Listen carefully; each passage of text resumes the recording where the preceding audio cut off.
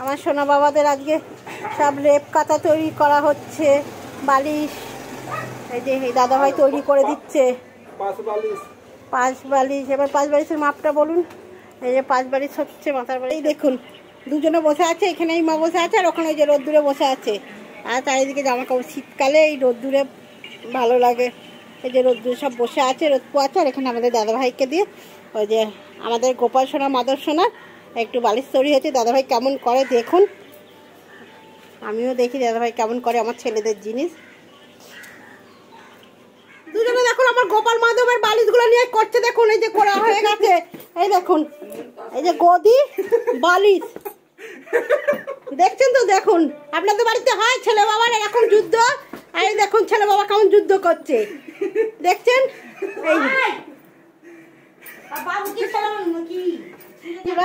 আজকে দেখুন কত বড় হাঁড়ি করে কি রান্না হয়েছে, যে এত বড় হাঁড়ি বেরিয়েছে আজকে আপনাদের দিদি ভাইদের। কি রান্না করলাম তাহলে এত বড় হাঁড়িতে, চলুন আপনাদের সঙ্গে একটু শেয়ার করে নিই। কি আছে বলুন তো, কি থাকতে পারে এখানে বন্ধুরা, বলুন আপনাদের আইডিয়াতে কি আছে এখানে। চলুন দেখি তো কি আছে। বলুন ঠান্ডায় গরম গরম খিচুড়ি।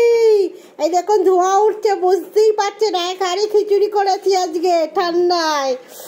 আর করেছি এই যে বেগুন ভাজা, বড় বড় বেগুন ভাজা।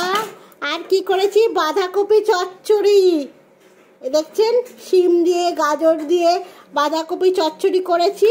আর এই করেছি, আর আপনাদের দাদা চাটনিটা করছে, এখনো চাটনিটা কমপ্লিট হয়নি। চাটনিটাই দেখুন ফুটছে টপক টপক টপক টপক করে।